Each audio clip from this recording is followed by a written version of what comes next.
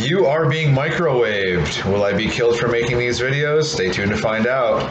The purpose of this video is to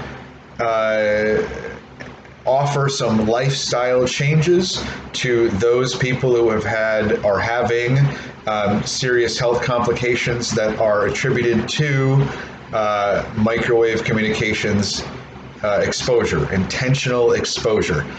Just like, if you read the first 3 links in my videos, just like the US government employees that were microwaved at close range on US soil.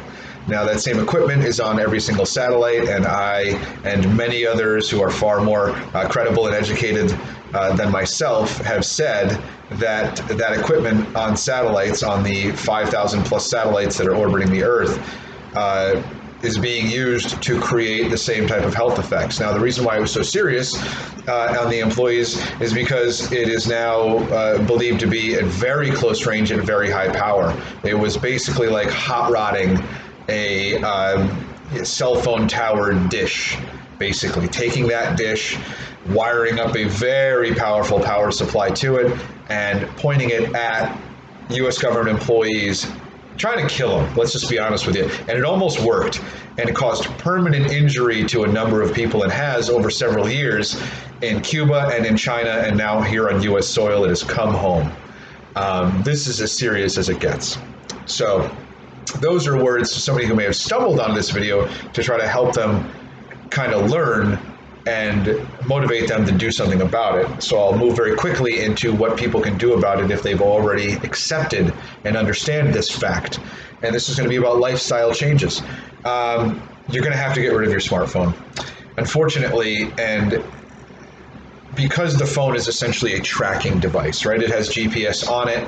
Whether this is being hacked into, other nation satellites are using the GPS system or hacking into your phone to use it as a locator. But when you use a smartphone and you're a targeted individual or someone with these serious complications, that phone is a tracking device. It's a targeting device. You're going to have to get rid of it. I'm sorry.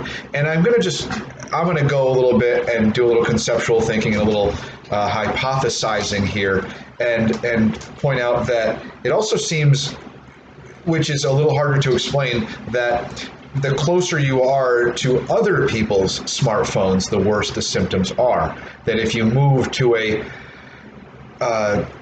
rural, less densely populated area, that the symptoms decrease. Now, that may be because the satellite system, they are launched and designed to go over, obviously you put your money where the people are, to go over populated areas if you really want to microwave them and hurt them. Perhaps it's because the system is less robust. But as I've kind of hypothesized for a while, if you can, if you can control microwave wireless communications, you can hack into the devices, and the devices are transceivers themselves. So are they being used essentially like nodes to irradiate and attack people? The farther you get from smartphones, the better off you're going to be. Avoid alcohol. You're going to be, maybe consuming even small amounts of alcohol at night are going to change the way you sleep and make you more susceptible to the exposure and the intentional attacks on you. They're going to come oftentimes at night, most often at night, because you are still, you're not moving, and the brain, which is what they're really attacking, and the body are more susceptible. Basically, they can't, it's easier to produce the ill effects when you use it on someone while they're sleeping. It causes all kinds of problems, including, as my other videos have said, what they're passing off now is narcolepsy, waking up, extreme nightmares, hallucinations when waking. Those are satellite communications exposure symptoms. Move if you can, as I said in the last point. Get away from densely populated areas. Lay off the alcohol, move, stay away from your smartphone. And the biggest thing, and I probably should have said it first, is knowledge. Once you understand that the system exists, that the technology exists, it's decades old, we know that. Once you accept that humans would, a foreign government that hates us would use it to attack us, then it becomes less beneficial, because then instead of you wondering what's going on and you're in this cycle of why do I feel this way? Why am I struggling with these symptoms? Once you understand what this cause of symptoms are, you can move forward. And that would be like anything. Like if you went to the doctor and you couldn't give you an answer, and they're not going to give you an answer if you go to the doctor with this, because they're just going to kind of shrug their shoulders and are going to give you basic tests. They're going to determine that there's no underlying cause for all this. And then you're just going to say, I don't know, and give you some pills and send you home. Because the medical community as a whole has not accepted this yet. And don't be too mad at them, because it took them 60 years to pick up on the fact that HIV even existed or was killing people. Literally, it was 60 years.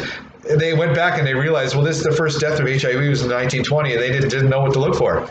And, people were dying from it. Tuberculosis is a great example from another one of my videos. Even after germ theory came out, the medical community that was the treatment for tuberculosis, they called it consumption because they believed that your dead relatives were rising from the grave in the middle of the night and then coming to you and consuming your body because it looked like you were wasting away. That's what they believed. And when germ theory came out and people understood that it was microorganisms causing this, the doctors who were making money digging up their dead relatives and staking them down in their graves, which is where vampire lore comes from. They literally would roll them over and put a wooden stake through them because they thought that would stop them from rising from the grave. These are all facts. And this wasn't that long ago, right? So doctors, they make mistakes. They are hesitant to change. And let's be honest with you, they're getting kickbacks from the pharmaceutical companies. And the more pills they push, the better off they are. I love that Chris Rock joke. There's no money in the cure. There's only money in the comeback. They're still mad at all the money they lost on polio. You know what I'm saying? There's no financial incentive for them to fix or solve anything or get to the problem of it.